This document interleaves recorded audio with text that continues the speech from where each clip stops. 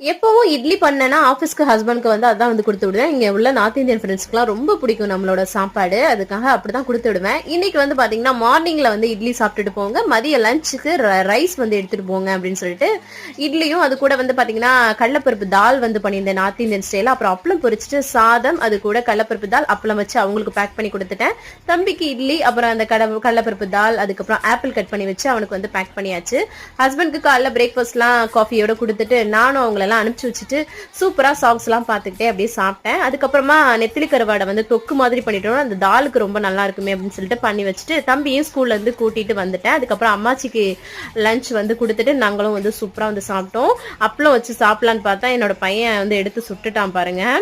சாப்பாடு சாப்பிட்றானுங்களோ இல்லையோ இந்த அப்பளத்தை மட்டும் சுட்டுறானுங்க.